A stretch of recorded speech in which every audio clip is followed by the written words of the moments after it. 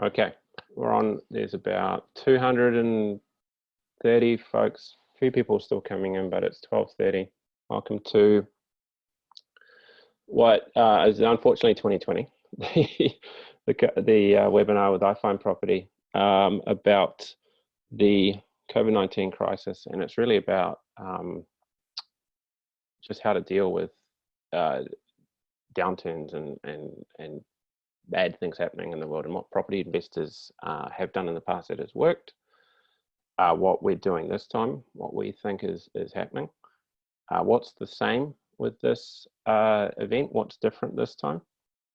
And I've got with me on this call, I'm gonna, on my screen, top left, I don't know how it appears to everyone else, is Maree Tassell. Maree, wave your hand there. And then I've got Peter Ambrose and Debbie van Den Broek, and I'm Nick Gentle, of course. And I do have an agenda. I had it up on the screen, but I'm going to give up on trying to share things because I can't even write the date. And we're going to just do a quick introduction. Then we're going to go into managing your tenancies. And in particular, so Debbie's going to help us with that. She's an experienced property manager and investor. She also has a property that she does a short-term let with, so she'll talk a little bit about Airbnb. We're going to ask Maree to chat a little bit about what on the agency side of things, because we're getting constant updates from REINZ. So what's happening with property settlements, what advice are we being given and asked to pass on.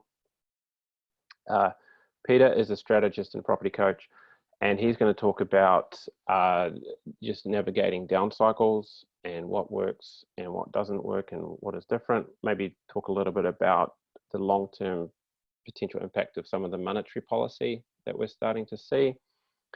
I'll talk a little bit about what will happen with rents and just ways to plan around this.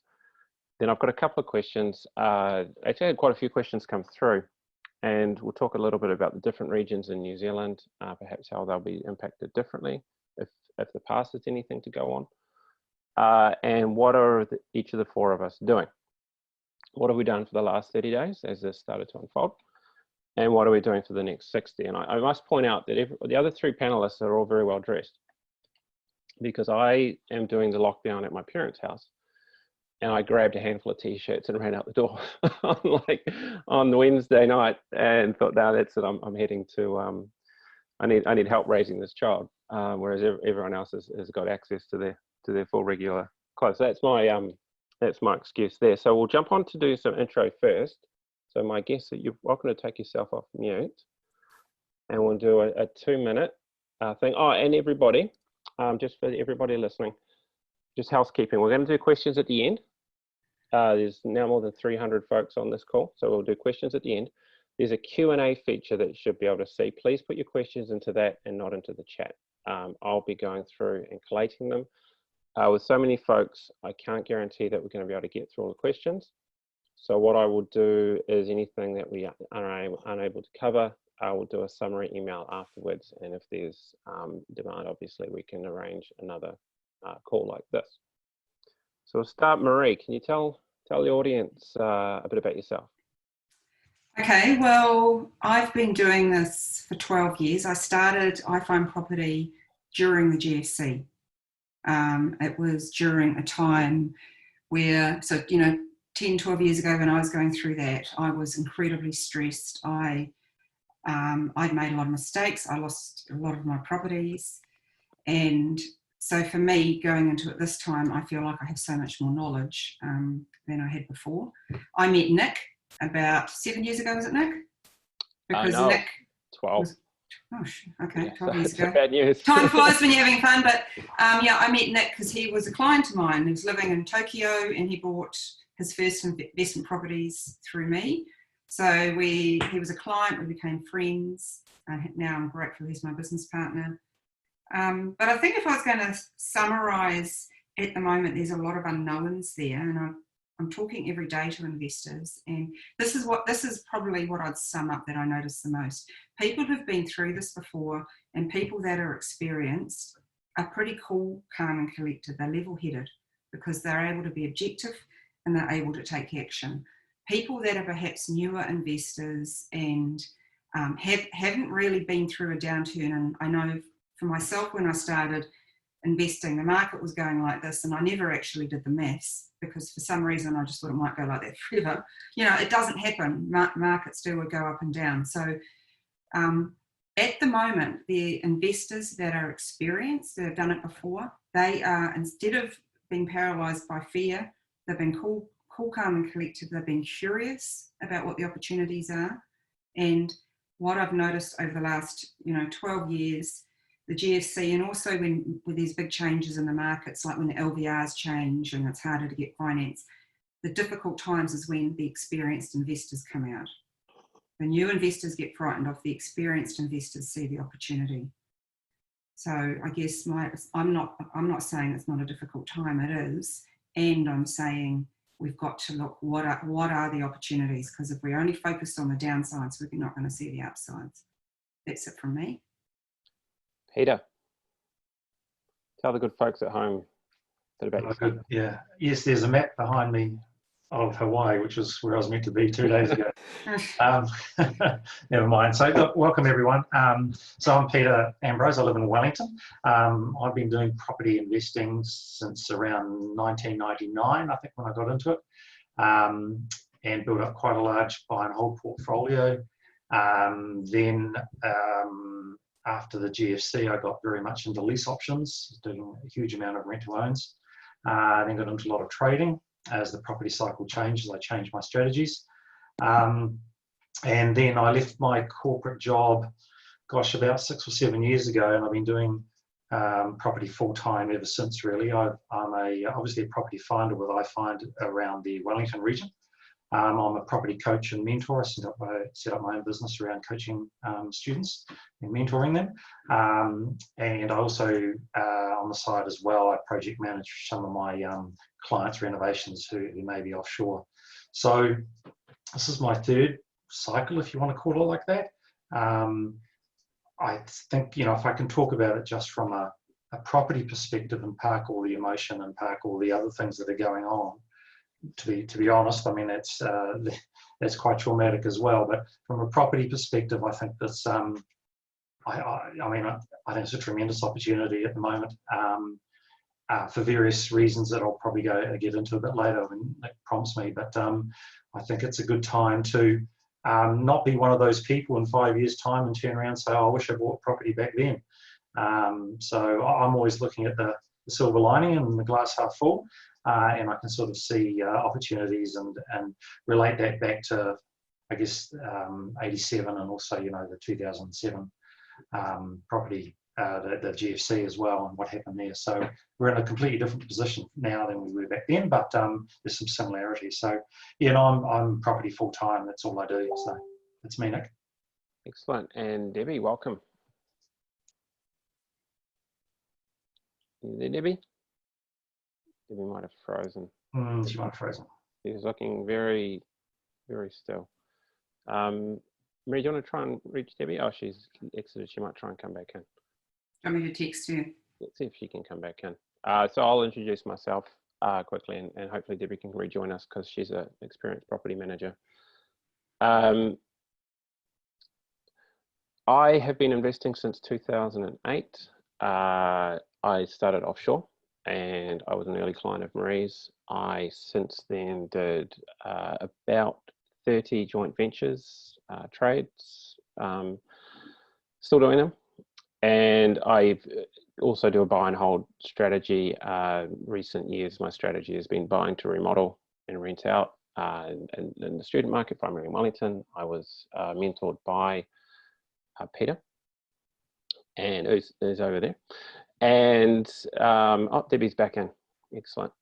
And so I subscribe, started investing during the GFC, where some of the stuff we're seeing now with delays and uncertainty and rent uncertainty were sort of normal back then. So it as Maree said, I mean, a lot of people have been doing this for a while. While it's not pleasant, it's like, oh, okay, we go back to the old way of doing things and hope to get through. Now, Debbie, how's your connection? Are you back with us? I've just connected to my phone because, yeah, internet in the country is pretty stink. Oh, well, we'll do what we can. So, Debbie, just as I was about to introduce you, we noticed that your video had frozen. So I'm Debbie Den Broek. I live in the country and our internet is poor on a good day, and luckily it's not raining today. So we are okay. I've been investing for close to 40 years. And like Maree, I thought the market would go up and up forever, and ended up in my first crisis with a house like the Three Little Pigs, a house built of straw, and I nearly lost everything. But I managed to get through it.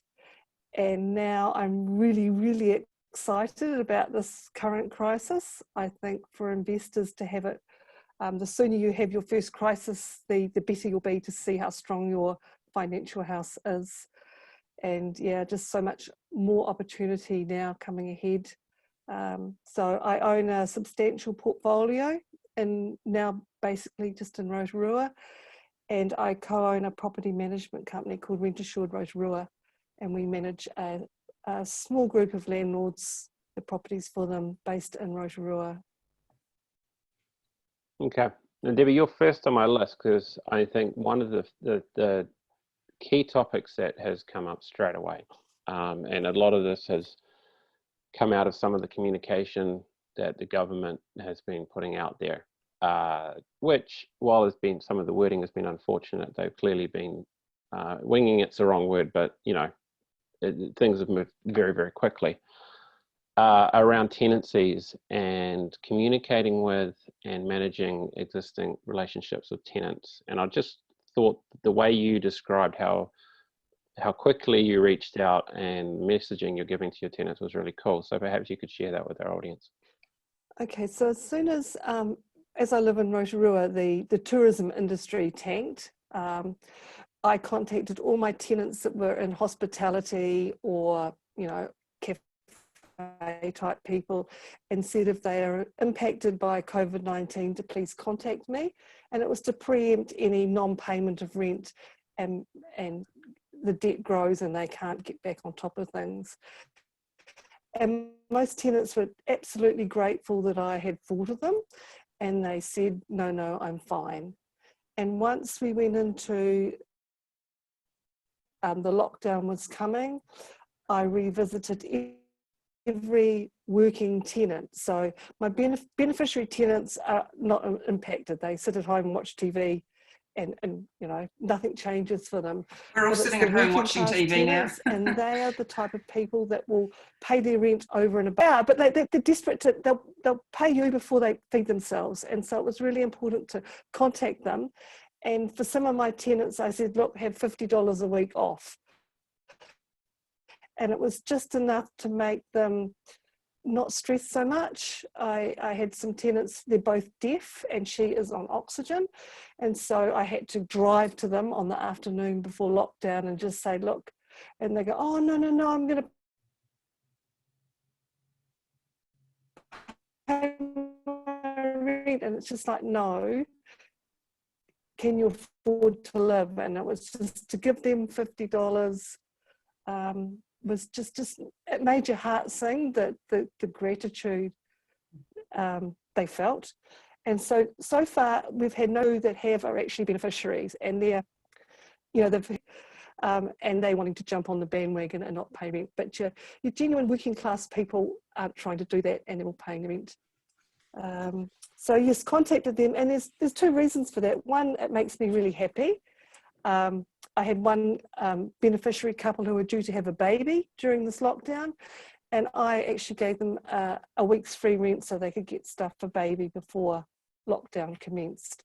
They wanted to pay me back, but I'm lucky enough to be able to afford to say, hey, look, $400 is nothing to me, you have it.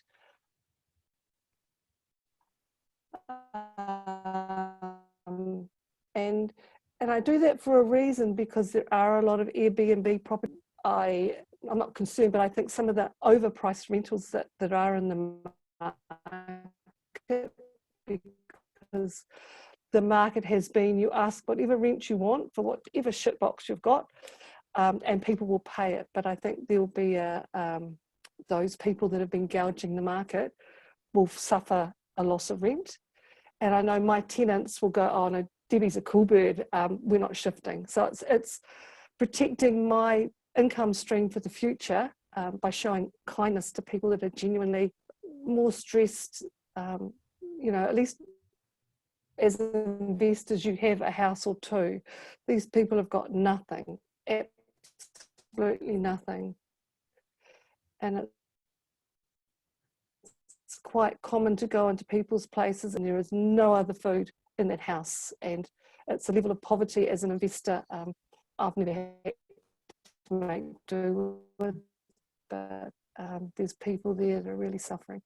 Anything Debbie, I else? think the video is struggling with you, so I'm just going to turn your video off. Oh, that's a good idea. Is that coming through clearer? Can you hear me better now? Yeah, that's a bit Yes. clearer. Yeah, Okay. so we'll run with that for the rest of this one. Okay. Okay, so I mean, just sorry to it was a bit choppy, but I think that all came through pretty clearly. So you reached out straight away, found out who was impacted.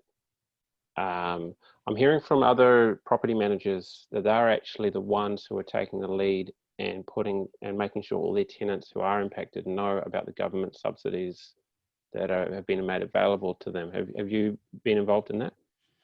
No, we haven't had to do that, but I would recommend that any property owner bypasses their property manager and actually makes contact with the people living in their properties and just reach out and say, hey, I'm your landlord, are you okay? And I think, because a property manager, especially some of the bigger portfolios, won't go through every tenant and they can't make promises on behalf of landlords. So it's, I think, you know, even if you aren't managing your own properties, just give your tenants who may be impacted a call and say, hey, how's it going? And I think just ringing them will be enough, you know, hey, my landlord cares about me.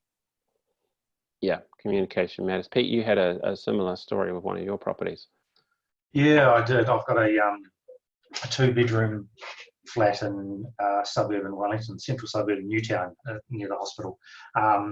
It's a solo father there with his 10-year-old daughter, I think, and he owns a second-hand record shop, which you'd imagine wouldn't bring a huge amount of income.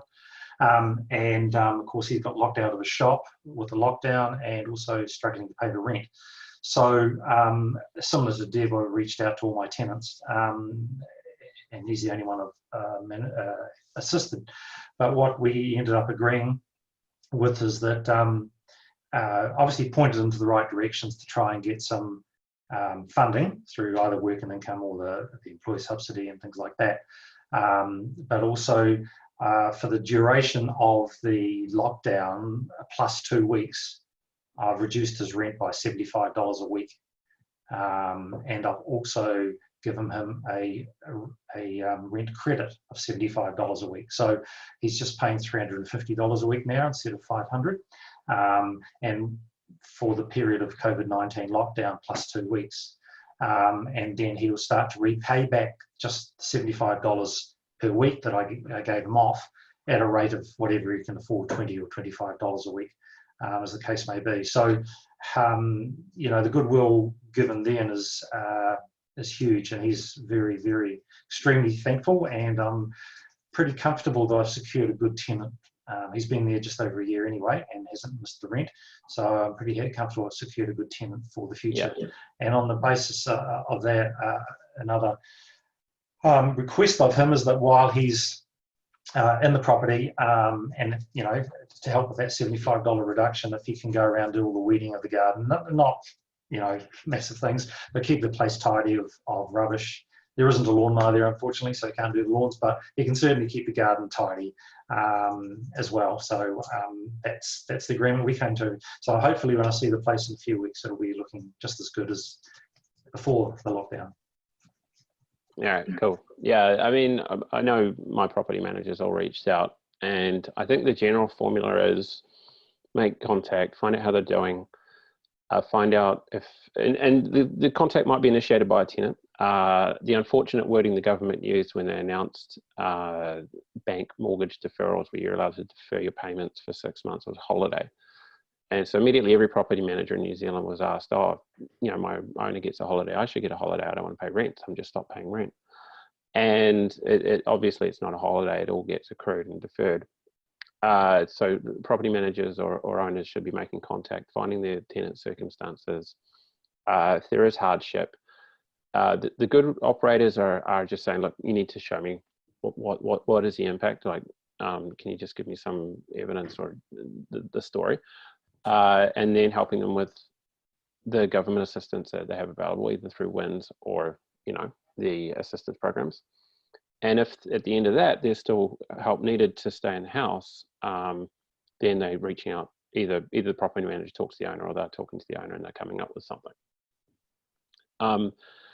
You just need to be very careful, and I think Peter, you mentioned this the other day. If the way you word it is rent reduction, and then there's a subsequent government increase on increasing rents, which there is now, and that gets extended, just make sure that the wording of that doesn't trap you into that. I've seen some guidance from Megan Woods that it doesn't, but just be very, very clear. Now, the next thing we're going to talk about is Airbnbs. Just quickly touching, obviously that's been, that market has been hammered because travel is not happening at the moment. So Airbnbs are effectively sitting there empty. And their likely impact on the available amount of rentals. And I thought maybe Debbie, you could touch on that with what you saw in Rotorua in the immediate, well, in the last sort of 30 days or so. So there has been a huge increase in Airbnb style properties coming on the market. I'm not sure they'll be, because of lockdown, no one can see them or get into them. So it hasn't hit the market, I don't think yet, but it will. And you've got a lot of people in Rotorua, I can only speak of Rotorua, living in motels, whether they'll get sent out to these Airbnbs. That would be very interesting for Airbnb owners, because emergency housing versus tourist is quite different. It depends on your financial situation. I mean, if you've got an empty house and you need the money, you'll get rent for it.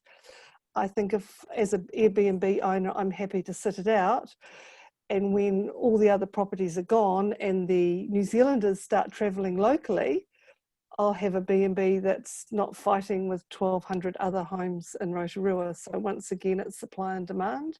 And there'll be less Airbnb homes available for the Kiwis who were going to travel overseas that are now not going to stay home, and they'll do something around New Zealand. Yeah, I think, and it'll be interesting to see the data coming out of this, because if you go onto Airbnb.com and you think, oh wow, there's hundreds of properties, a ton of them are not separate houses. No. Let's just remember that these are extra rooms or granny flats. And so it doesn't automatically mean there's going to be 400 3-bedroom houses hit them. No. And I think it'll affect, you know, like there's areas that are not very pleasant areas that are getting very high rents at the moment.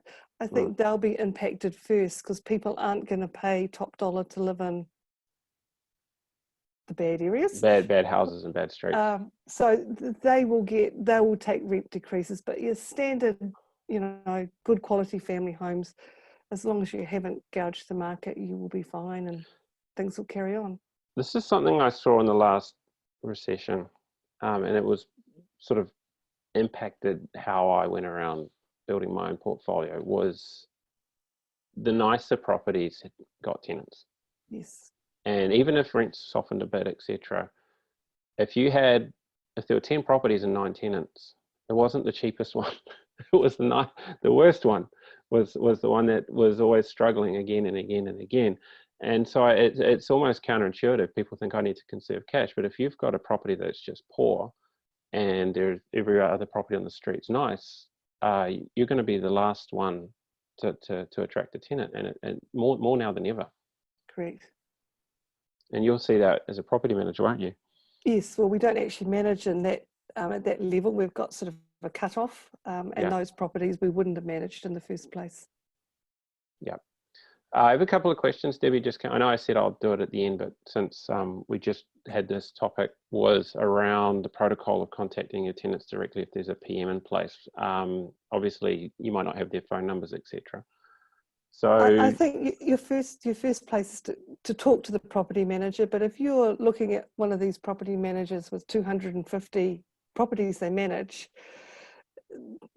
they're not going to ring 250 tenants. Fighting fires. Yeah. To mitigate. Yeah, sorry, Debbie. I think Yeah. your connection's really bad. Just say it again, Maree. They're fighting fires. So it's best just get the number.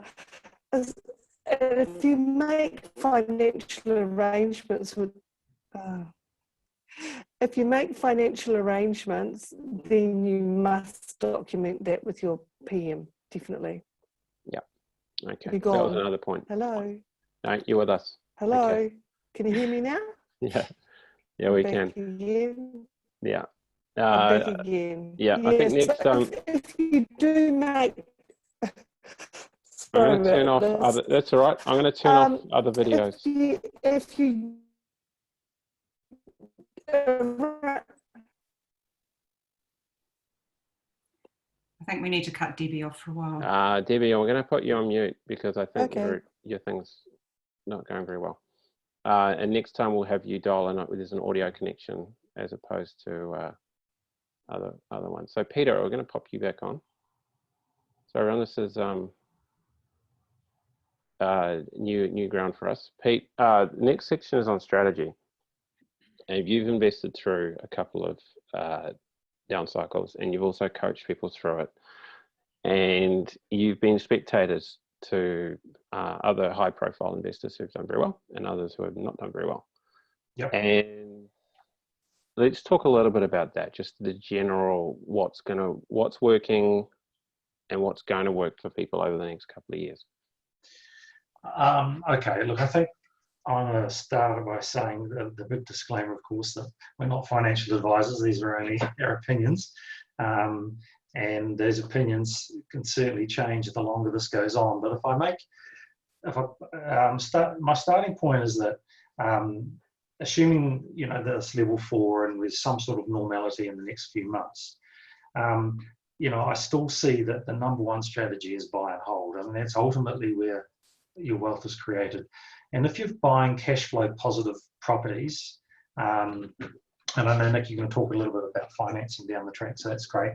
If you're buying cash flow properties, then they're the ones that's going to get you through these type of events and present opportunities down the track. Where we'll see people, I guess, maybe come a little unstuck now is when they're over leveraged a little bit, or they're negatively geared, and there's some job or income issues. I mean, in the GFC we had a huge equity issue where banks were going under, and there's no money around. This is completely different at this stage of that environment, where this is more of an income issue, where there's not a lot of income around, but there's plenty of money. So you can, right now, and I'm not saying it'll be the case down the track, but right now there's, what I'm seeing is lots of money around to borrow from first tier lenders, second tier lenders, and peer-to-peer lenders. There's plenty of money. But it's about finding the deal that's going to be cash flow positive. And I think that's ultimately the best strategy now. Obviously, trading is, you can make money of these strategies in any cycle, but the probability with trading is a lot harder, obviously, because you're buying on one market generally and selling on another. And we don't know what the market's going to do by the time you're ready to sell. What worked for me in the last cycle, as Nick mentioned, is I did a lot of lease options. And the reason I did that back then, and I'm not suggesting everyone go do lease options, it's a lot harder now because of the GST, but was if you think about what might happen to the property market, and I'm sure we've all got our own views. I mean, I don't see the values of the markets that I invest in and my students invest in as going down at all. If we look at the GFC, the main centres were down 5% nominally, I guess. The regions obviously took a bigger hit for economic reasons. You know, that market, so we didn't wake up and our property prices were down 30%. If you had shares, your shares could have, you woken up and that could be down 30%. So property's still, the bricks and mortar, in my opinion, is still the safest place to invest. And I think that as long as you're cash flow positive in this market and you're able to sustain the roller coaster, you'll be better off going coming out of this. And I see this as an opportunity to expand your portfolio as well. I mean, it's the old adage, how many positively cash flow properties can you afford? And the answer is as many as you can get your hands on. You know, you can't say that for neutral or negatively geared properties. And interest rates are the last they're ever going to be, I think, or have been or will be. I think where we may see some property opportunities, I guess, is in the lower end of the market. If you look at first home buyers, they make up around 30% of the market across the country. Now, a lot of those first home buyers are getting their deposits with the help of KiwiSaver. So KiwiSaver's obviously taken a hit because of the share market. Most of it's invested in the share market in various degrees. So what we may see is slightly less demand at that level of the market. I think the good thing to cushion the blow, to quote Grant Robinson, to cushion the blow a little bit, is that when we came into this crisis, we had excess demand over supply anyway. So there's that cushion that's probably going to help stop property prices going down very much at all. I personally do not see property prices dropping to a level where I want to jump in and get a bargain now. I think every house is completely different. I think there's going to be opportunities for everyone. It's a matter of seeing those opportunities and not waiting for this 30% downside, which I can't sort of see happening. We've got a near 30% interest decrease. Was it 20% drop in interest rates? Oh, for sure, yeah. You cover that off. But I think from a property price perspective, I think, you know, as I say, positively geared. I mentioned lease options, trading. Probably not so much. New builds will be very interesting, actually. I'm not going to touch on commercial, but I think commercial sector is being hit a lot harder than the residential sector is at the moment. I think, you know, new builds will be interesting, whether the demand for those drops off. At this end of the market, you know, with investors making up about 28% of the market, I think that will increase and first home buyers will come down. But the challenge, of course, is the rentability of the property. So how are you going to get that income to service that loan? And that's the key right now, because we don't know what's going to happen after we come out of lockdown. But if you're thinking about your existing portfolio, I mean, I would suggest having a look at what you've currently got now and how could you potentially improve that to either get it rented for a start or to improve the rent that you're going to get on your existing portfolio. Because there's opportunities abound there. So I think those are sort of the strategies, Nick, that I would be looking at right now. Look at your own backyard and look for buy and hold opportunities more so than trading. Sounds very similar to the last session there, Pete. It does. Yes. Consistency. The fundamentals have not changed, and I agree. Pete, can I just add something here? What do you see about Kiwis returning back to New Zealand? You know, there's 672 Kiwis living in Aussie. I've spoken to Kiwis living in Dubai, UK, who are now thinking about coming back to live in New Zealand. So, yeah, look, I think it's a good question. And I am watching the questions coming up, and it's a bit hard to answer them, or I will probably get through them, but I'll answer some of those questions as well. Yeah, I do see more Kiwis coming home, a safe haven. I also see the, I guess, average number of heads per household going up as well. But I don't think it's going to be as many as what we would have had from the tourist sector or people wanting to come here. I don't think we're going to open up our borders to property investors, was one of the questions from offshore. Not under this government, at least. I I don't see that happening at all. But I do see more Kiwis coming back home, repatriating, and but not to the same level as we would if we had opened up our borders. So yeah, no, absolutely, they will come back home. A lot of them will. Yeah. Yeah, this is a couple of the questions I got by email were along the lines of, are any of these recent changes going to be rolled back? And I thought, you know, they're talking about the ring fencing and the foreign buyer ban and RTA rules, and there was a couple other ones, and I thought, you know, oh, the minimum wages and stuff, and the answer is no. And I don't know if you've noticed this, Peter. This happens every time at the tail end of a boom. All of the reactionary legislation that was brought in that sounded perfectly rational, all of a sudden seems over the top because we're in a new world. You're 100% right. We as humans, we tend to overreact in everything we do anyway. But yeah, absolutely, that's right. There is often a case of over legislation. But we'll just have to wait and see. Yeah. Yeah.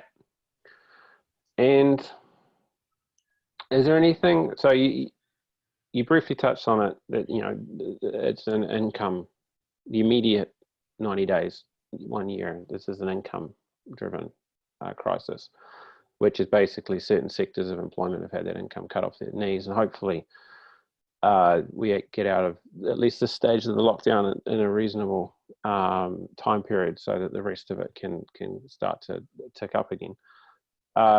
Is there anything else you see as being different this time fundamentally? Well, I think the market could move depending on how long we stay in this type of lockdown. And again, I don't think my crystal ball would say that we wouldn't open our borders for quite some time, I'd imagine, until I guess we've rolled out vaccines and cures and all sorts of things. But yeah, I don't really know. So, you know, I think there will be a stage where the longer this goes on, the more money the government's going to throw into the economy, and that's borrowed money because we don't have it.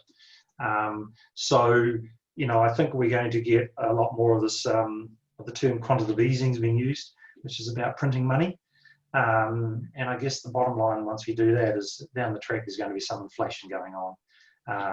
I'm not thinking short term, 1 year, 18 months. I think there's fantastic opportunity right now with interest rates being so low. But beyond that, you know, there is potential that, you know, with inflation happening, house prices will go up again because money becomes, you know, as well devalued. So I do see the market changing in 18 months. But I mean, I think the critical thing that I've learned in my 20 odd years of property investing is that one of the things I used to do badly is I used to think too far in advance. And I used to think about what could happen instead of what's actually happening right now. So I constantly train myself to come back to the here and now. Right now, I see a window of opportunity with increasing portfolios and buy and holds in the market that I specialise in. What will happen, as long as they're cash flow positive and you apply your same rules to what you're trying to do, then I think it's a relatively safe investment based on other investment criteria. You know, unfortunately, we can't get 30-year mortgages in this country, not like the US, but with the rates they are now, you know, your cost, your biggest cost is reduced. So I think it's a changing dynamic, Nick, to answer that question. So yep. I don't want to get too much more into it because we've all got our own crystal balls, and none of us know. It's just one more thing I want to add to what you've said, Pete, which has been great, which is another big difference between what's happening now and the GFC is before the GFC, many investors were over leveraged because, you know, the LVRs were different. It was much, you know, back in the days of the low docs and the no doc loans. I remember buying properties unconditional and then going into the bank to get the finance, not the less but worried. So a lot of people had a lot of properties, but they were very leveraged. And then when things changed, they reversed quickly because we've had a lot more restrictions with the LVRs the last several years, and interest rates are a lot lower. We're not in that predicament we were 12 years ago. No, that's right. I mean, I think, you know, Grant Robinson's already said that, well, Adrian also said that, you know, 25.25% is our interest rate, so our overnight cash rate, OCR, for the next 12 months. So we know we're not going to get any increase in interest rates. We know that. We know that there's one bullet left in his gun that I can understand, and that's about reducing the LVR. So right now, you know, as we know, investors are around 70%, homeowner occupiers around 80%. There's one more bullet left in the gun. Now, one of the problems that you could have, or people you know may have, is that if you lose your income and you choose to sell one of your investments, just be very careful before you take that, because you want to make sure that the bank's actually going to release your equity. Because what happens, particularly in this market and going forward, is that the banks won't release the money that you make from that investment, because your income would have either gone down, or your leverage was too high, LVR was too high over your whole entire portfolio, including your own house. So that's one thing I would check out before you wanted to sell. But the only bullet left in the gun is that if things get too tight, then maybe the government will change the LVR laws. But, you know, that's speculation. We don't know whether that's going to happen. But that could help people in that type of predicament. All right, I'm going to talk a little bit about rents, and I'm going to talk a little bit about what's different, and I think with the banks this time. And I think Maree started on that topic, so I'll continue with it. So in 2008, 2007 and 8, when the GFC hit, money was ridiculously easy to get, and it continued to be ridiculously easy to get for a long time. I remember getting a $500,000 loan based on a fax from a guy I was contracting with part-time, with his name scribbled at the bottom. It was like, "Dear bank, Nick in Japan makes this much money a month from me. Cheers, Jim Weiser." Boom, done. $500,000. Not anymore. For the last 4 or 5 years, we've had higher LVRs, 40% and 35, now 30, and lower for investment, but it's still high.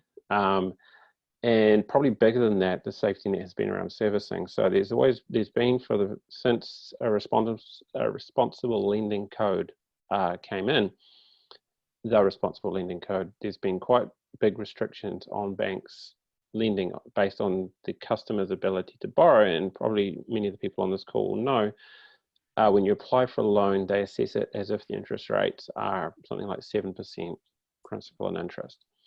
Now, whether that's going to change, who knows? That potentially is another thing. Maybe they have 2 bullets, Pete, I'm not sure.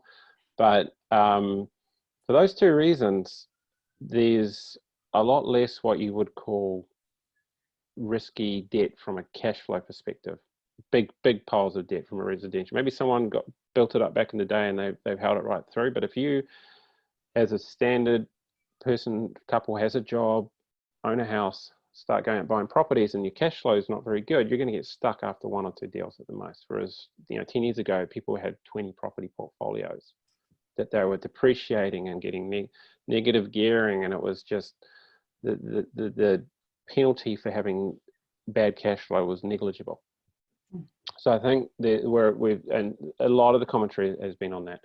The second big difference is, if you look at how quickly the banks around the world and in New Zealand, including the government, have moved to reassure our borrowers, and the tools that they've rolled out very quickly. It took a few days for this mortgage deferral, 6 months mortgage payment holiday deferral thing to come in. You can now call a bank and in 10 minutes on the phone, get your whole portfolio moved to interest only. You know, this is all new, and it's some of the lessons that the banks learned during the GFC was, look, if a lot of the borrowers had actually just been given some time, they would have got through it.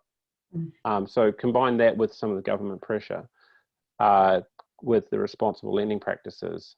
I think the overall market, pressure on the overall market to go down, it's going to soften. I just don't know how much. And it is certainly going to be regional. I mean, there was a question came in about Queenstown, what a price is going to do in Queenstown.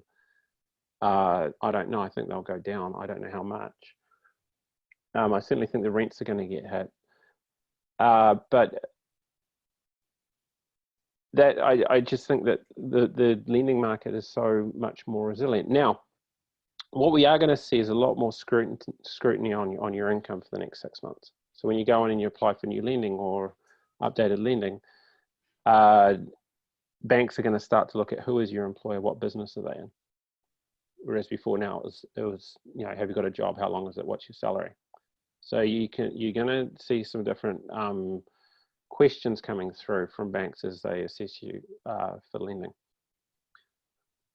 Now, I'll talk a little bit about rents because I owned a property through the GFC, and for the last year until about a week ago, I was joking to people. I used to talk about investing in 2009, and I'd say back in the day we had these things called vacancies, and you used to do your projections on 2 or 3 weeks vacant a year. Some people did 4, and recently it really crunched down to 1, and it was almost unheard of if you had a nice property that had a vacancy, unless there was a real problem with it or it was being renovated.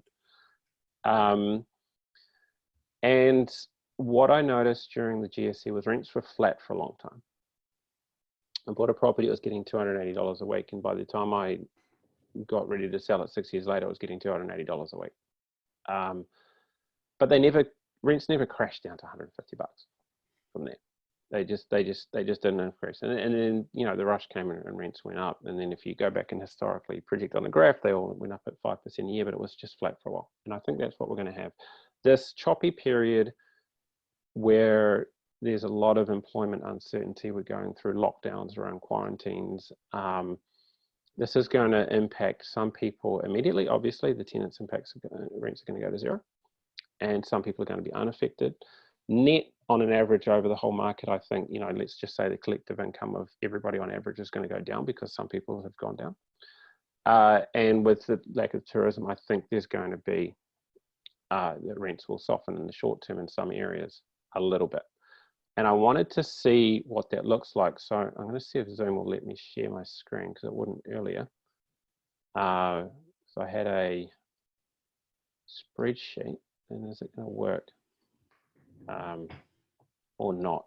Because I made a wee spreadsheet up showing, here it is. Does that appear? Yes, we can see it. So this is a really simple one property, 3 different scenarios. And I just wanted to show it. If anyone who's at home is worried about what's going to happen, I'm not going to do anything because rents might go down a little bit. If you bought a $400,000 house for $450 a week, so what's that, about a 6% yield? Nothing amazing, but let's just average. And your rent $23,000. Then you have you know, your mortgages. Obviously, you paid 100% because you borrowed against your house. Interest of 3.5%, and your interest of $14,000. Then you've got your fixed costs, 1 week vacancy, property management fee. Here's your income. That's current market slash, you know, 2 months ago.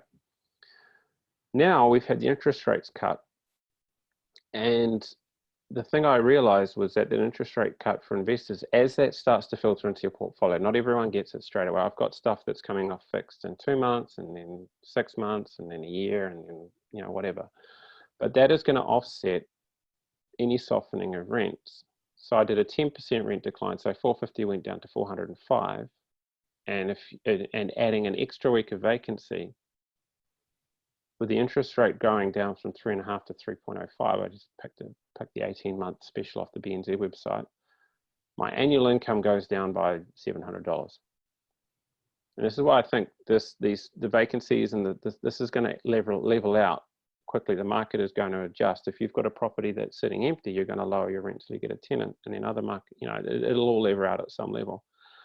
And if we had a 20% rent decline, which I don't know who's predicting what it's going to wind up at, I think it'll be either same or 10 or 20 or somewhere in here. You know, it gets down to flat, effectively 0. This is hardly lose your entire portfolio kind of stuff. And this is on 100% lending.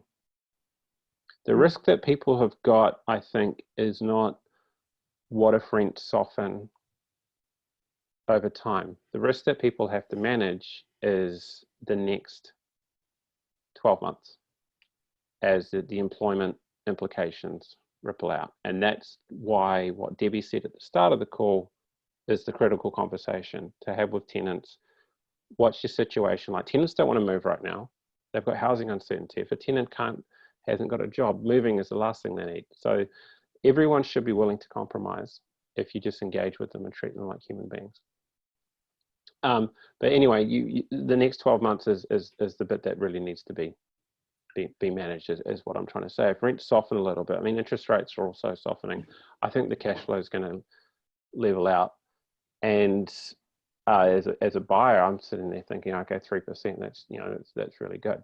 But I just did this exercise for rent because I think that it's very easy to be terrified of the unknown, but when you break it down to actual numbers and look at it on a page, it's not so scary. I mean, that to me seems 20% drop. I didn't even blink at it. It would be disappointing if I had to drop rents by 20% across the portfolio.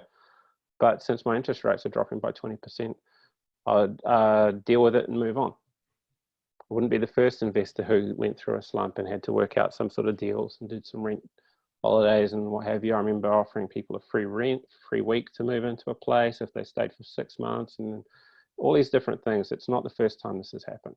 It's certainly the cheapest time it's ever happened in terms of our carrying cost. When we were doing this during the GFC, it was still 7, 8, 9%. Can I say something there, Nick? Yes. Can you hear me? There's also, we're lucky at this point, is there's a lot of social housing providers willing to take on leases of your property and reinstate things. So, we're losing you again. The guaranteed income and your property is for property. So. Okay, Debbie, your connection's bad. Next time we do this, I'll put you on an audio connection and you'll be able to do it over your phone. But I know exactly what Debbie was talking about, and everyone else can. So I turned your videos off to try and rescue that, but it didn't quite work. So everyone else pop your videos back on, Maree and Pete. What Debbie's talking about is social housing. And we've heard from them at the local Property Investors Association, and this isn't Housing New Zealand. These are groups set up for people, homeless issues, physical disabilities, various different supports. There's so many of them now, and the government has been and they're local operators. And the other thing Debbie said was around reinstating, is that if you take on a tenant or a tenancy, what it tends to happen is they take a tenancy and then they basically run a social house system out of your property, and they guarantee to reinstate the property to the condition when they moved in, which is a good option if any of you guys are sitting there with a property that's suddenly got uncertain tenancy around it, is to perhaps reach out locally to some of these providers. And I will send an email out afterwards with a list perhaps that you could start to contact. Now, I got a Nick, couple. we can't turn our video back on. Nick, you have to do it. Because because you're the boss. I kicked you off. There you go. All right, back on. So yeah, with this running webinars is not our core competency. People, bear with us. We're doing our best. So that's rents, and I think there will be softening. Queenstown, obviously holiday areas are going to get hurt. And this is, Bob Jones, I think, said it best. If you're a cash flow investor, stick to boring boxes where there are jobs. And as the market heats up, you see more and more people investing in holiday areas, beach towns, and Queenstown became like that flagship thing. And so those markets are quite volatile. So I think whatever happens in Auckland and Wellington is going to be very different from what happens in likes of Queenstown, etc. I have had a question come in. Have there been any change in insurance costs last month? I'm not aware of any. Pete, do you know anything about changes in insurance? No, I haven't seen any changes in insurance, and I have seen that the insurance have, I guess, loosened up around doing debt comment if he's got access, but loosen upping around property inspections. Obviously, you can't do property inspections while there's a lockdown. So you won't lose your insurance if there's an issue over this period. But look, I haven't seen any situations where insurances would be paying out anyway, because they don't really pay out in the pandemic. So I can't see a case where they've had increased costs to charge increased premiums. So anyway, no, my limited knowledge would say no. No, they're going to keep charging more and more each year. I think I'm just going to stick with my cynical viewpoint on insurance. Can I try saying one thing that happened today? Sure. We've had an empty rental property broken into, and the police have a scheme with the government where they are now fitting security latches and security cameras in that vacant property. We can't hear you, Debbie. Sorry, Debbie. You sound like you're really stoned. By the government. I give up. Yeah, we're gonna have to give that one up. We'll do audio next time. I give up. So what Debbie said is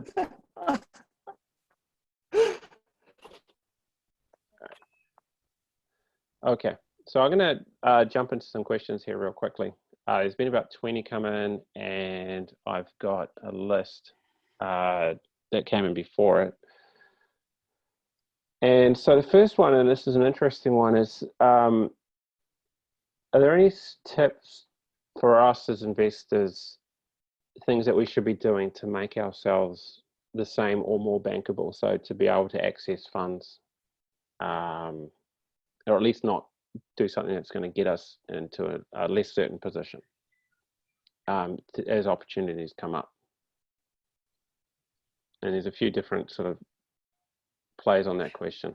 Well, what I'd say is the first thing I think you should do is be having a conversation with your broker, because a broker is the person, a good broker, who will be presenting your case in the best possible light to the bank. So I know when all this first came out and I spoke to my broker, he said, look, you can go into interest only. And I said, well, I don't need to do that. It's good to know I can later if I need to. He said, oh, that's great because that would affect your credit rating. However, I see today the banks have actually issued a statement this morning to say that people going on deferred mortgages, the 6 months deferred mortgages and or interest only mortgages for a period of time, that won't affect the credit rating. Yeah. Which I thought was great news. Yes. But I think, if you want to get your financial house in order, have a good eye. I just do what my broker tells me. Yeah, I think, I mean, using a team, I've been harping on about this topic for a long time, is use your team. And if you've got a broker who understands how banks think and what they need to see, call him and or her and say, look, this is what I'd like to do. How do we need to go about presenting this case to the banks? And what do we need to change here? And that's just generally been the way I've done things over time. I've got a question from Jeff saying, currently you cannot physically view a property. Yep. Do we need to wait until we're out of level 4 before we can go out and buy? And the answer is no, but with an asterisk. So where to start? So first of all, we'll talk about settlements. So settlements, obviously, if there's any house moving from people moving out or people moving in involved with it, that's off the list until the country exits level 4. In terms of putting offers in, etc., you're welcome to put in an offer on any property that you know of right now. You won't be able to organise a building inspection or any other physical inspection of the property. So agents and lawyers are advising clauses which basically say that it's like a due diligence clause, but basically the timeline they're using is once the country has reduced to COVID status, alert status 2, and then plus a number of days. So 2 days or 10 days or what have you. So if there's properties out in the market that you are listed now, you can put an offer in and you basically can work through other clauses in the meantime. I mean, you could work on your finance and a few other bits and bobs, but generally if you're going to get an inspection done, you need to tie that to inspectors getting access to the property. I think Pete put an offer on a property for a client. I know of other people have put in offers. Agents are sitting around with not a lot to do right now. So if you see something and you like the look of it and it's been sitting there, just you can reach out. Yeah, I got one of my students purchased a property last Friday. Happened to see it before the lockdown, and of course everybody dropped down, and the vendors needed to sell, and he got it at a really good deal. Great going concern at 7% yield. So well done to him. Central Wellington, and I'm currently working on a deal for a client, working with the vendor, property I saw before the shutdown as well. So all the buyers they're at home doing what they need to, work from home, and but there's still a few deals we can work through. Yeah, we're working on a deal at the moment with a client. He's basically gone unconditional on a property, except there's only one clause left, which is a meth inspection, which, as Nick pointed out before, the Auckland District Law Society have basically said that no property inspections or in due diligence, etc., can be done until we're into level 2. And that's all level 2s for all settlements are going to be deferred until we've been in level 2 for at least 10 working days. So what this client's done is he's gone unconditional on his finance. We were able to get a building, and he hasn't seen the property, but we purchased a building inspection from another purchaser. He paid half for that. He's happy with that property. So as long as he's able to get a meth inspection, as soon as he can get someone into that property, he'll buy it if the meth inspection. We're still getting a lot of buyers contacting us wanting to buy at the moment. Although the disclaimer I'd put around that is I'm noticing that's mainly the more experienced investors who aren't freaked out by this. Pete, what do you think? I have an assumption, and my assumption is that the opportunity is not waiting for bargains with price decreases. It's more basically about there being fewer active players in the market for the next 6 months. So you're going to have a bit more of a pick or choice and the ability to move on good deals and get into them and not have just crazy competition and overbidding. Yeah, I think you're spot on, to be honest. It's not about getting the so-called below market deals. People seem to get a buzzword around below market deals. I'm not sure what that means. Willing buyer, willing seller is the end of the transaction. It's about less competition that you're dealing with. You won't have 50, 60 people at an open home, for instance. So it's around, less, as you point out, less competition and more chance of finding a property that you can either just rent or you can add value to rent down the track. And help recycle your deposit. Yeah, I mean, you only need to nail a couple of good deals as an investor at all in your whole investing career, and you're in a fantastic position. Yeah, I've always said if you can get one deal a year, one good deal a year for 5 years, you're pretty much set, really. Done. I've got a couple of questions about what's going to happen to interest rates with the OCR reduce, and I think just pointing out perhaps to folks who don't quite realise that how the rates are set. So the fixed rates in New Zealand is not OCR plus X. There's a number of inputs that go into the fixed, what the banks have to fix it. And the biggest one at the moment, because 70% of our funds are sourced domestically, is they need deposits. And if they crash the borrowing rates, they're crashing deposit rates and people withdraw their money. And the banks don't have any money to lend. So there's always going to be a margin. I don't know how much further it will go down. I think there will be some bidding wars because the banks have got to make money, and the rest comes from offshore. And obviously, the cost for us to borrow offshore are going to change. The foreign exchange rate is changing, and all of that will be turbulent for a while. But I definitely think the fixed rates can only go down from here in the next 12 months, because the OCR has been basically set as it is for a year. But it'll be, small drops, if anything. And someone said, "Oh, would you fix now or wait for the next thing to happen?" I'll do it now. I think it's marginal changes. Is there any talks about a healthy homes standard extension for the required works? Not yet, but I think there will be if this thing drags out. It's just sensible stuff. There's although who knows with the current government, they're sensible and what we've seen doesn't always go hand in hand. So Nick, just jump in there. There's one positive, always like the positives.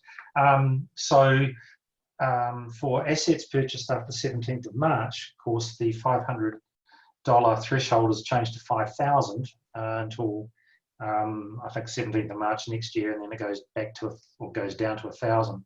So from the healthy homes perspective, if you need to put in a heat pump, of course, that's less than $5,000. Well, I sure hope it is, and then that will be able to be written off as an asset write-off, instead of being put on the balance sheet and depreciated. So that will help with cash flow as well, I guess. So just little things like that. It's worth noting. Mm-hmm. Do you think student numbers going down? Oh, that's a $64 million question. I mean, that's the market I'm in. And I guess I've seen that question come up a little bit. I don't know. What I do see is that a lot of our halls are made up of first-year students and foreign students. I think there's likely to be more demand on rental properties because of large congregations of people. Also, a couple of unfortunate, really sad deaths as well in the halls as well in the last year. So I think there's more demand for flats in that respect. The online learning that's going on now may change the way of lectures in the future, but I mean, I am old, I guess, but I still see that you can't substitute, interaction, social interaction, also tutorials face to face. So I don't see it changing in the near future. I think the biggest risk in the Wellington market is around students, whether what they do with the academic year, whether that's all done online. I can't see how they would do that. Yeah, the students are an issue. I mean, obviously they're getting their student allowance, which helps with the rent as well. But a lot of them, I have quite a few properties that are vacant as students have gone home for the lockdown. They're still paying their rent, and they're planning to come back to Vic after the lockdown's been raised. So again, it's the here and now is fine, but what happens in a month's time, I'm not quite sure. That's where I see it anyway. I mean, it's a possibility. A lot of people in the tourism industry losing their jobs, for example, may look for another career and go. You might have a lot of adult students. Well, who knows? This happened in the GFC. University numbers spiked. Okay. And Teachers College, I believe, had a real spike because suddenly stable careers, job for life sort of thing. And let's not forget that the Labour government have made student fees zero. So it's a lot cheaper and easier now to go back and retrain. And I think one of my crystal ball things coming out of this is we're going to see the government really get in behind some of the affected sectors and encourage and set up programs for people to come in and rapidly retrain into other areas where they can go and get employed. And you look at where our shortages are versus where we now have these industries that are affected: construction, infrastructure, education, that sort of stuff. Back and Save University. Well, yeah, back and Save University. But I think this is going to happen. I just think that it has to happen. Either the government's going to drive it or someone else will, because or people are just going to get up and do it themselves. Particularly if you think, if you're of the opinion that the tourism industry is going to be down for a few years, then you're going to get on and do something else. Could you please discuss what you'd be doing if things turn deflationary, as has been seen in Japan for some time? I can talk about Japan because I spent 15 years there, and there's lots of property investment in Japan. And I will point out that the big drag on Japan is population. Population in Japan is declining by 250,000 people a year, at least. So you take Hamilton, you take Tauranga, you put them together, each year, gone. So in New Zealand, this is unfathomable. Even domestically, our population is increasing. Hey, in 9 months, it might increase by a fair bit. But in Japan, the game is cash flow. Interest rates are very low. If things are deflationary, basically people stop speculating on capital gain, and the game is to buy properties and pay off the mortgage. Buy properties and pay off the mortgage. And I think by default, people are investing with interest rates going down to now. If you've got a property and your interest rates have gone down and you're thinking, well, capital growth isn't so good, you're going to default to paying it off. And I think that's just going to be the natural direction folks have headed in. And of course, if you've been investing for cash flow since day one, you'll be starting with higher yields. You'll do better at it. Crystal ball question. So the impact on construction. I think Tony Alexander did something this morning talking about construction and like funding becoming difficult and contracts falling over. I know we had the week that the lockdown was announced, we had several people pull out on a new build contract for a development that we were marketing. And the knock-on effect from this obviously is huge, and the developers are carrying huge costs with tight timelines, and they've all suddenly been put on hold for a month. Funding is not easy.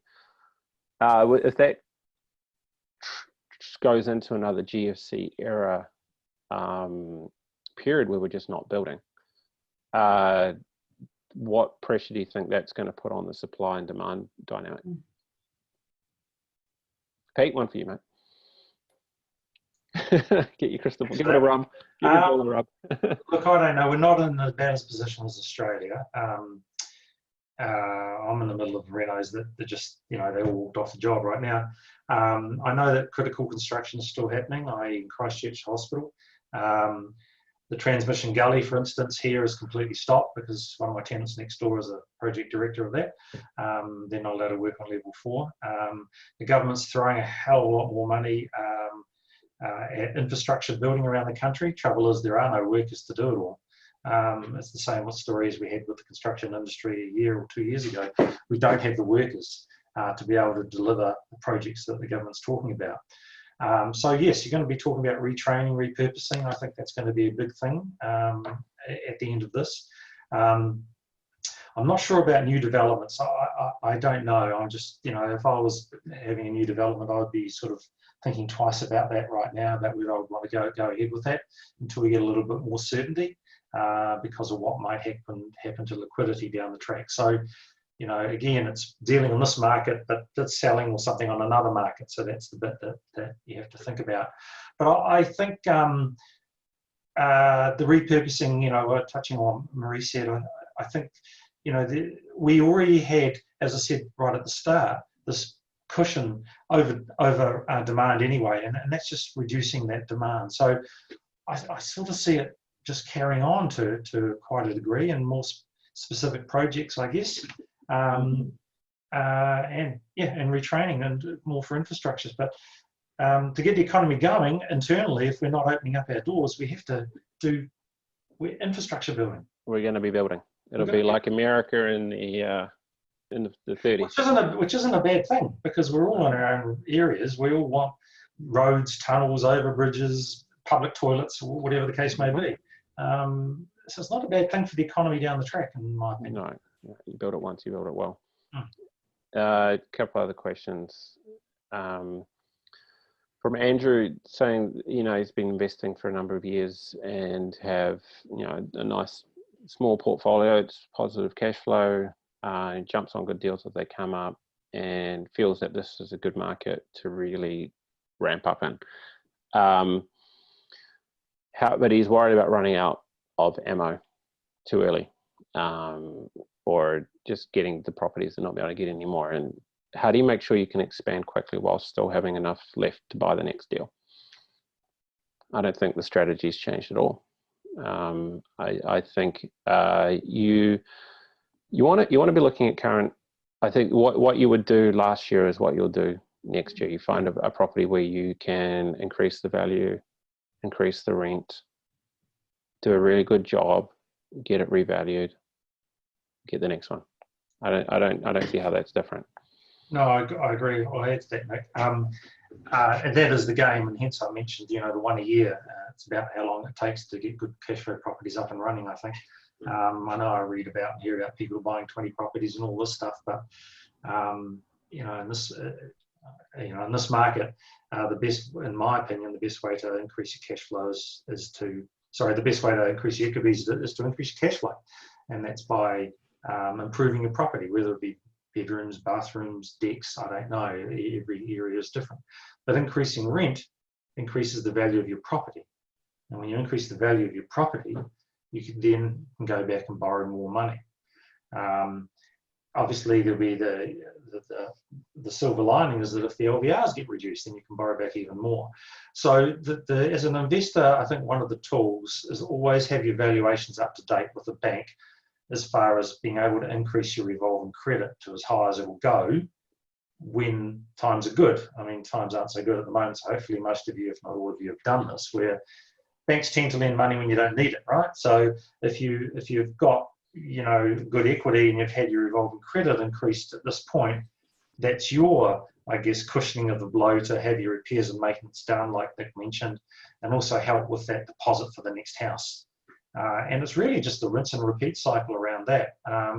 There are other ways you can do it through joint ventures and all that stuff that I won't talk about here, but really there is no magic bullet. It's really hard work. Increase your rent, increase your cash flow, increase your equity, pull it out, go back, do it again. That's it, really. Yep. I mean, you can put in low offers. Yeah, be prepared to put in a lot of them. You can do my strategy, which is buy properties with a lot of upside and take your time, but know that you're going to be able to pull that equity out at the end of it. Some people do a mix of trading and buy and hold. So obviously they raise the funds for the deposits with that. There's generally no, or they have very high incomes in their day jobs. There's generally no magic thing. Or they might, as Pete said, have a joint venture partner, a funding partner to come in on some of these deals. I think there's an old saying that good deals get funded. So if you do find a really good property and you think it's a cracker of an investment and you're stuck, you will find a way to do that deal. Needs must, And that's always been just, even if you don't know what it is, like you'll start telling people and someone will come up with a way that you make it happen. As I mentioned earlier, there's plenty of money around that. If you find a deal, there's money. Yep. Right now, in this cycle, there's money. Okay, Pete, someone's put a political suggestion for you. If landlords are going to support tenants and take a hit this year, should representative petition the government to drop the ring fencing rule for the next financial year? Yeah, that's actually Debbie's best to answer that. But the Property Investors Federation are already lobbying the government around exactly that. Yep. In this time of uncertainty, can we just park all those the RTA changes and also the legislation changes? Yeah. And I believe that's the case. I believe that's what's happening. Excellent. That's good to know that one's come through from the NZPIF. So that was a question from Mark. And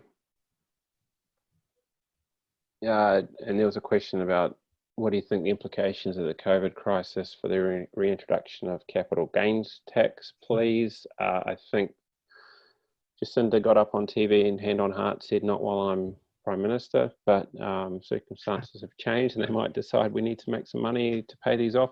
The problem with the capital gains tax is it sounds nice, but if no one sells their houses, you don't get any. Sounds terrible. Doesn't sound nice at all. Well, it sounds nice to the academics who don't actually have any capital, but it doesn't actually raise any money straight away. It's a gradual thing that you get as people sell their houses at a profit. And then you get it. So if you introduce a capital gains tax, everyone says, okay, well, I'm not going to sell. And then you just sit there and feel a bit silly. In past economic crunches, you do see governments in various states of distress enact different ways to raise money to bail their way out of it. I've just been reading a very good book by a guy called Ray Dalio called Big Debt Crises, and he talks about this, and one of the ones that he said that sometimes you see is a wealth tax, one-time wealth levy, where people basically take the value of everything they own and they give a small percentage of it as a one-time thing. I mean, that's immensely difficult. Even that, just going out and people don't know what their thing is worth, and then a lot of people in New Zealand have a lot of equity in their homes because they grew up and inherited a house from mum in Auckland. It's now worth $2 million, and if they were told they needed to pay 1%, $20,000, and they're retired, it's really, really hard to do, which is why I think it was the TOP party, when they tried to bring in this kind of thing, didn't really catch on. What are the costs that we can cut further in this situation where cash is so important? Type of costs you can save as I think investors and homeowners. So I'll talk through some of the ones that we know now. So first thing you can do is put your loans on interest only. Some rates, some some regions from the council are now saying the rates can be deferred, or if you had it on a monthly thing, you can put it off for a year, etc. Insurance is another one that you can spread out over 12 months. Maintenance, you can defer it. Obviously, you don't want to get in the habit of deferring it, and you just go down to emergency maintenance only for 2 years, which is if something breaks, and you just say, look, the do up with the kitchen and the bathroom, etc. Your biggest cost that you've got, obviously, is your lending, always. And so having a broker in your team and strategically working out what you can do to get your lending costs down is going to be the biggest thing that you can deal with as an investor. And it's where most of your risk is as well. If you don't pay your rates for 3 months, you get an angry letter from the bank. If you don't pay your mortgage for 3 months without talking to the bank, so don't pay your rates, you get an upset email from the council. If you don't pay your mortgage, then you're in trouble. I do know right now, as of today, banks are not refinancing business from other banks to them. So you can't take your ASB loan and go to BNZ and get a big cashback and set up the new lending and etc. I think that will come back quite quickly. And it's what I'm hearing, and I had a chat with David Windsor, is he thinks it's just due to the fact that they're all hands on deck processing everything else. And they're also learning to work from home. And they're just trying to shore it all up. I think banks will certainly be open for business very soon to refinance money in from other banks. So if you had a loan with ASB at 4.5% and you thought, hang on, I can get it into this loan at 3%, and the break fee is going to be $10,000 and you get $5,000 cash back from a bank for moving it over, you do the numbers, you're going to be better off doing the move. So there's going to be opportunities for investors potentially there. Definitely go through a broker to handle that and manage it. Don't start trying to play banks off against each other. These guys are pros at how this communication works. Any other thoughts on costs? Yeah, just one. That's all good stuff, Nick. I agree. Just one more thing that's worth adding to that was around your insurance excess. Just review that. Depending on your own situation and your rents, etc., you may want to, I guess, increase your excess to reduce your premium. That's another option. But based on the new tenancy laws, so I'm not saying everyone go out and do that. Just saying it's just another option to look at if things are tight. Okay. So I think we're going to wrap this up in a couple of minutes. We've gone for 90 of our 60 minutes allotted time. Oh, nice. And poor Debbie's being unfortunately stuck on mute with no video for it. I think maybe just to wrap it up, like a minute each. And guys, sorry if there's some questions we haven't managed to get to. I'll go back through them and try to get them sent out. What are you doing right now? So what did you do in the last 30 days as this started to unfold? And what's your plans for, say, the next, whatever period that you're thinking forward to? And I'll start with Maree. I'm planning to buy soon. So I'd started to get my finance underway just before this unfolded. I last spoke to my broker this morning, so I am seeing some opportunities. I'm not thinking I've got to wait for things to get really bad. As long as it's a good deal when I get it, I'm happy with that.